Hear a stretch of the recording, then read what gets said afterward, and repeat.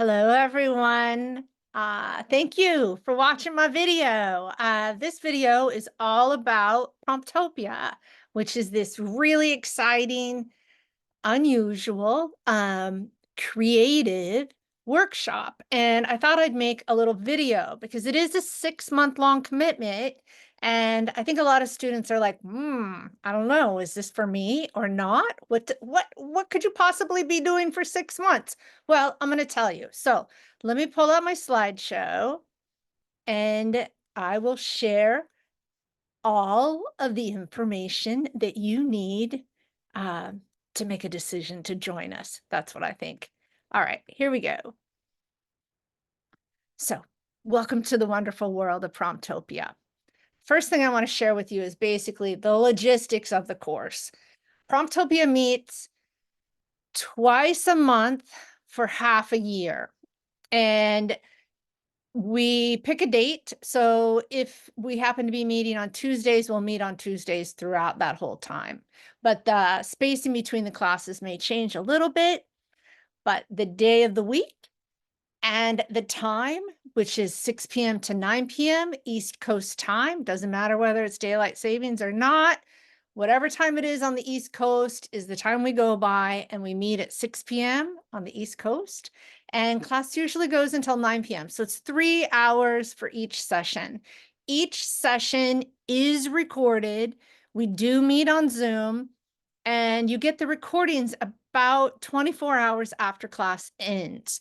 And that is awesome for any student who may miss a class because the commitment of 6 months is a big one. And sometimes people travel for work or for fun, and they can't be on a Zoom call. So you always have the recordings, and those recordings are available to you for about a year after the class ends. So you can also, even if you were at the live event, you could watch the recording as a refresher.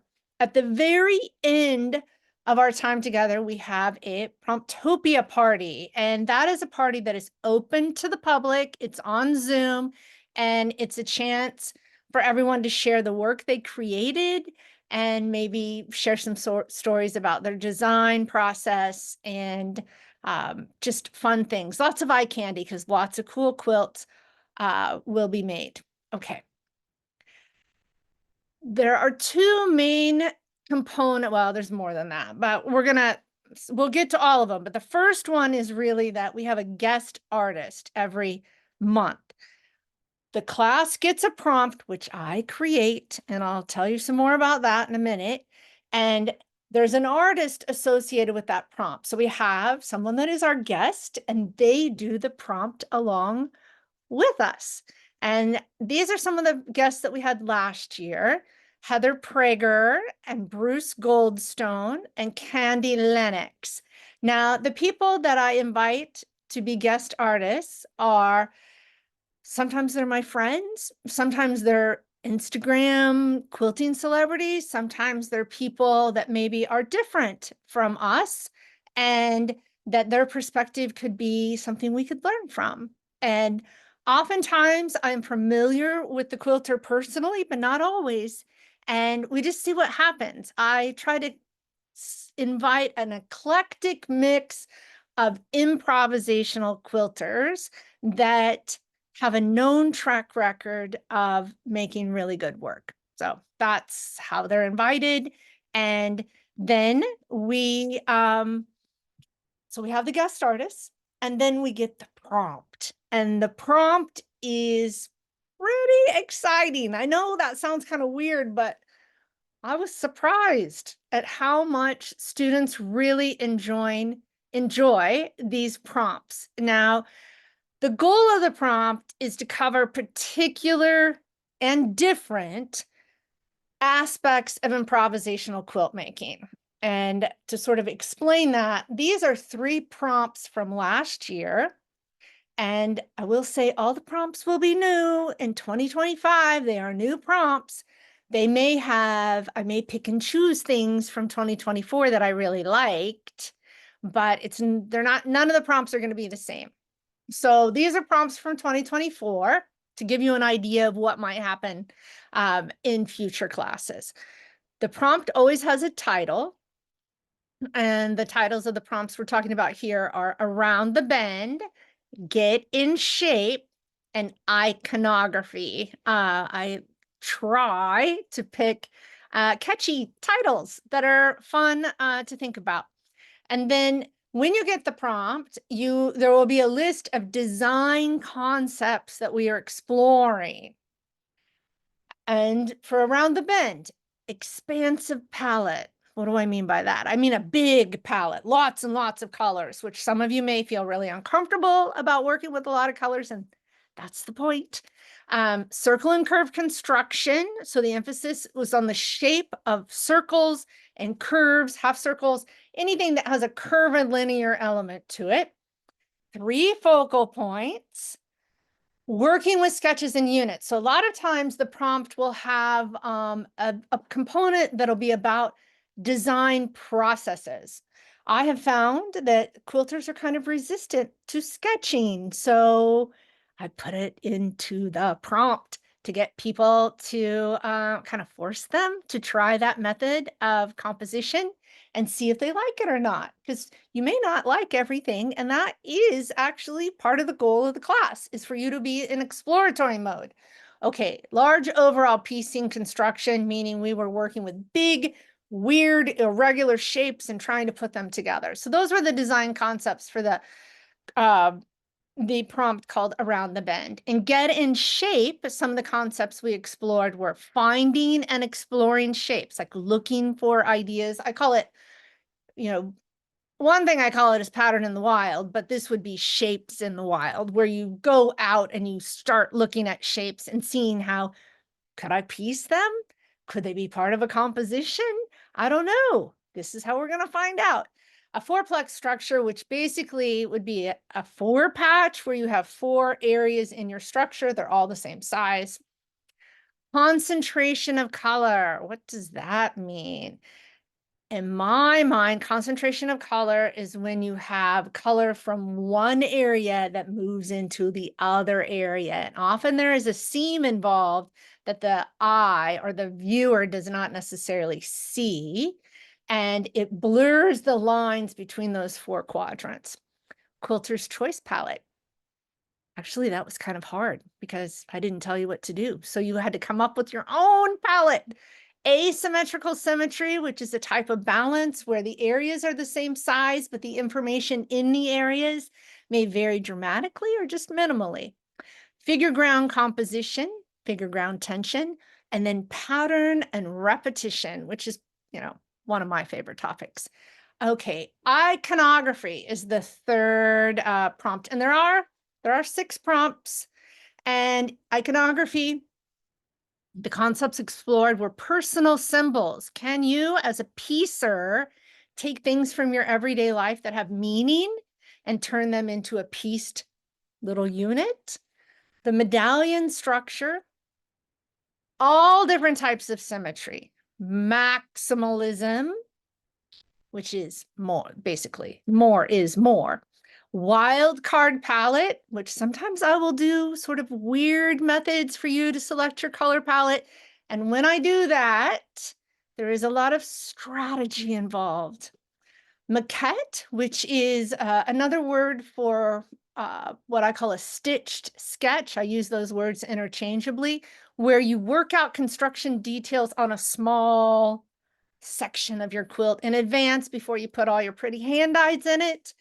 And then coping strips. What are coping strips? They are a traditional quilt maker's tool that improvisational quilt makers can use as well.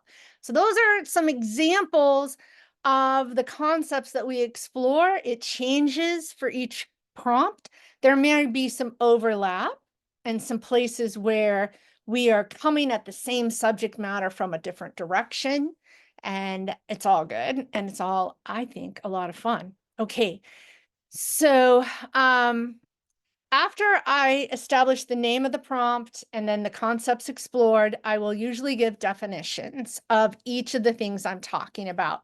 So for example, with iconography, I defined the word iconography, I defined medallion structure, symmetry, maximalism, and I will often offer additional resources about the different words that I'm defining to help you get a really good grasp on what it is I mean by iconography. What do I mean by a medallion structure? And then you can start to think about it, and maybe you have some of your own ideas, and there'll be an opportunity to share them multiple times.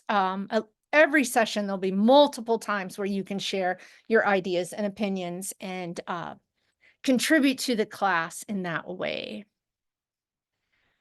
These are the quilts that were made by the guest artists. And Heather Prager, this is her quilt, and she was the guest artist for Around the Bend. Bruce Goldstone was the guest for iconography. Very interesting how he approached that. And then Candy Lennox was the guest artist for the prompt lineage.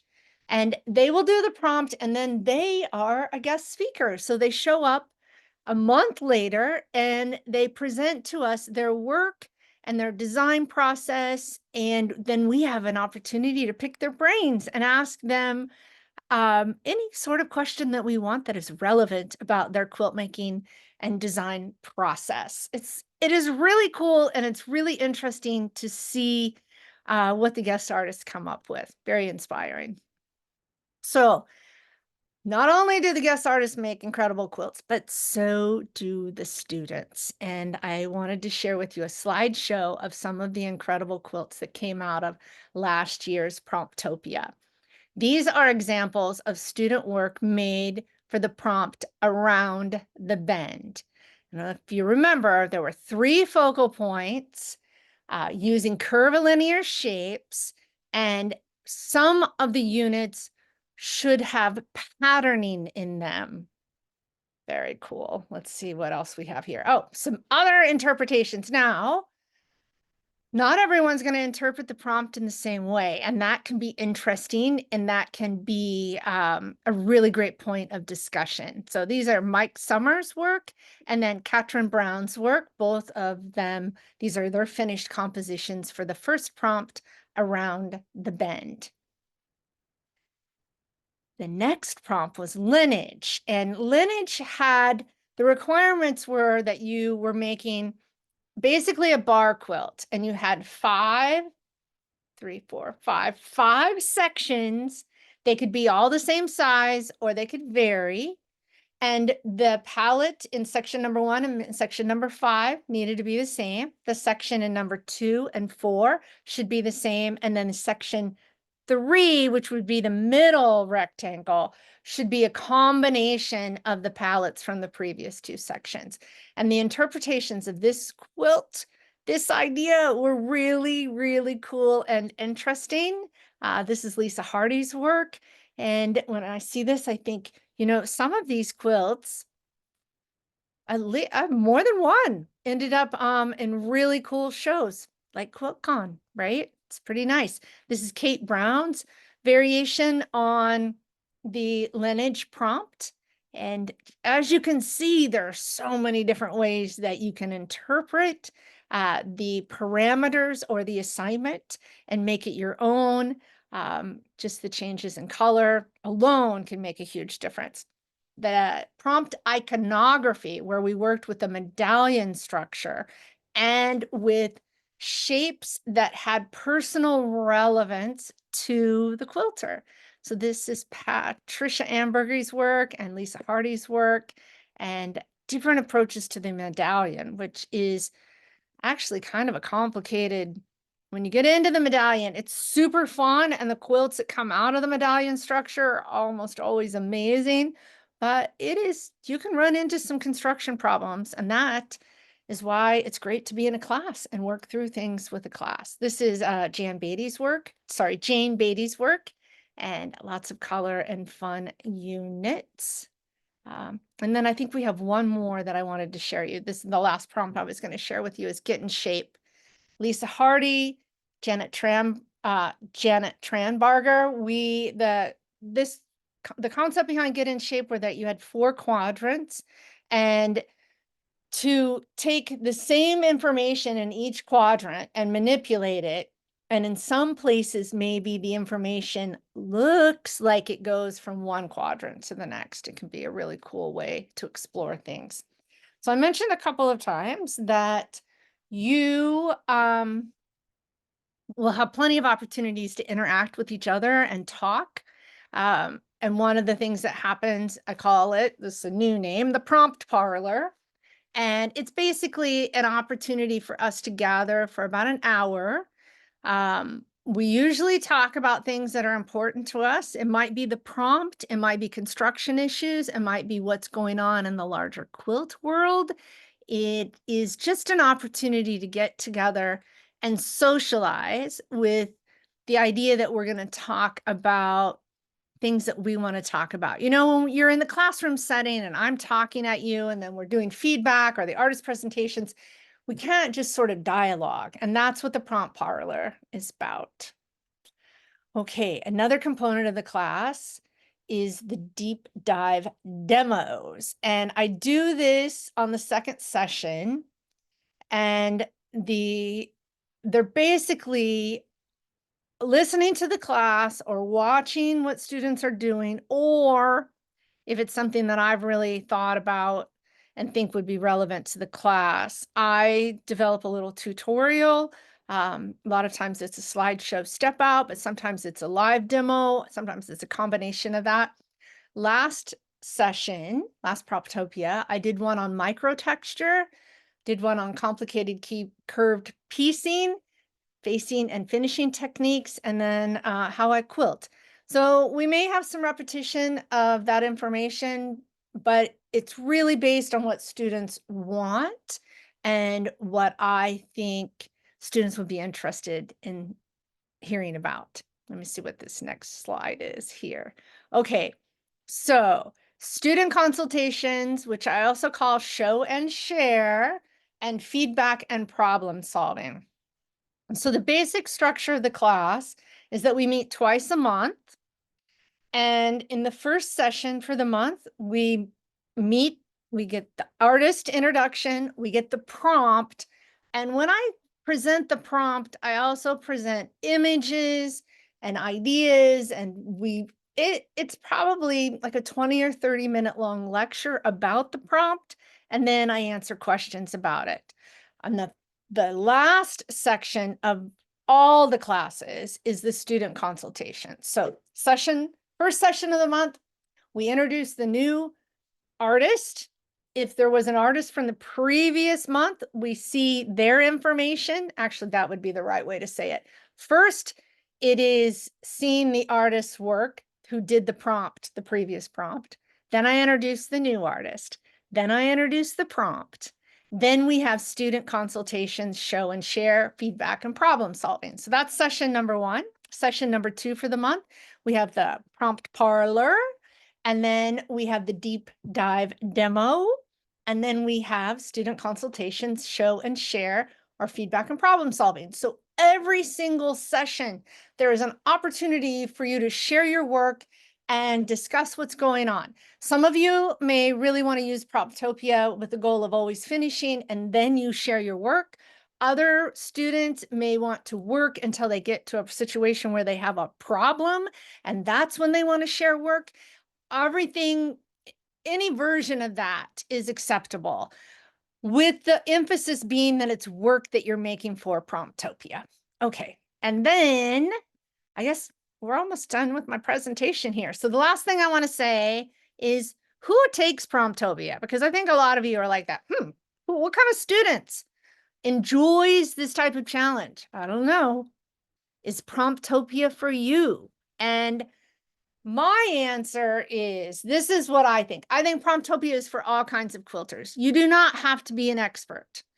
In fact, if you're an expert, you know, you might be bored. I don't know. And it depends. If you are a traditional quilt maker and you're an expert of following instructions in a pattern, then this probably will be a challenging class for you because it's a whole different approach to design and composition. These are things that I think if these terms resonate with you, then you are a good candidate for this class, and I think you will love it. So I think anyone that's interested in improvisational piecing is welcome. Those who have some experience are probably going to be in a better starting place, right? Like if you go to the gym and you always work out, when you show up at the gym, it's not going to be that hard for you. If you're new to working out at the gym, you may be sore the next day. And so if you're a beginner, I totally welcome you. The class is under 30 students. So I cap it at 30. We typically have about 20 to 24 active participants. So there may be some students that sign up and they participate completely by watching videos and they don't actually attend live. So there's you'll get plenty of attention if you're a beginner. But if you are a beginner, I think I want to encourage you to also be an adventurous quilter, someone that likes a challenge, someone that is who is either comfortable working without a pattern or willing to get comfortable. Lifetime learner, right? I'm hoping, because it's a class, that you're going to be learning something. So if you're not interested in learning, then it's probably not the right class for you. Color seeker, which is kind of all quilters, but interested in playing around with color, doing things with color that they're not comfortable with. And I should say, following the prompt. To me, one of the main components of this class is that you take the prompt and try and do it. It's an assignment. And to go and do something else that is in the assignment is not the class. And if you do that, okay, but I really, really want to encourage you to embrace doing the prompt and see what happens. Open-minded, fearless piecer, because it's about design and composition, but it's also about construction, because the better we are at piecing, the better we are at design and composition, because we have more methods for getting our work completed, because we understand how to put things together. Community minded, because this is a group, we meet, we get to know each other, and it is fun to get to know each other and to get to know each other's work. So that, I think, is an underlying current to these long format classes. Good humored. I can guarantee 100% that I will make some mistakes, and hopefully you as a student can be okay with that. Challenge orientated. Yeah, that you like a challenge. Kind and generous. I think that is also an undercurrent of this class, because we're in this together. And, I always say I love to teach because I learn so much, which means I don't know everything. And sometimes there are students that know a lot more about something than I do.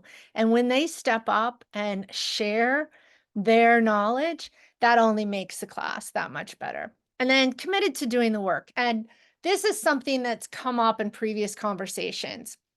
I don't expect everyone to do all 6 prompts. That's a lot. That's one new quilt a month. So when you come into the class, to be thinking, what is your goal? Maybe your goal is to make 3 quilts. So every other month, you're going to finish a quilt. That's your goal. And that you're going to attend all the classes, and that you're going to have work to share every month. Those might be the things that those are your goals for the class. And there is one thing that I totally forgot that is really important to this class, and we call them peer posses. So within the larger group, and the larger group meets for the prompt parlor, but you will also have a small group cohort, and we call that the peer posse. My assistant, her name is Elizabeth Berger, and she is the support for that particular part of the workshop. She has a survey. When you sign up, you get the survey, you fill it out, and then she matches you with like-minded individuals that then you have people that you can turn to whenever you maybe have a question or for support or guidance during the periods when we're not meeting on Zoom. And I should also say there is a Facebook component to this class too.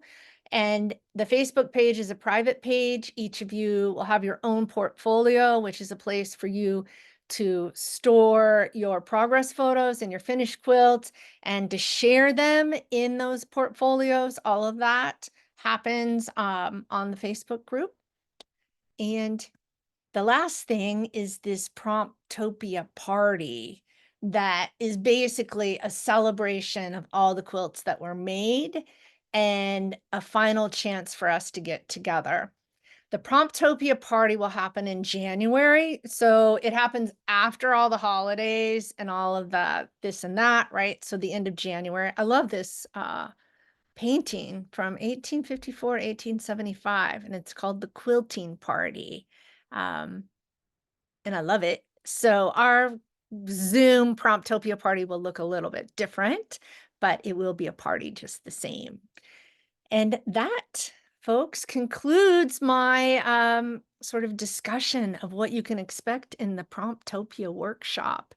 I really hope you'll sign up and join us. And the class starts in July, which is coming up really soon. If you have questions, you can email me at mariashellimprov@gmail.com, and I will do my best to answer them. And you can also put comments in the chat if you want to. And yeah, thanks for stopping by, and I hope to see you in class. All right. See you later.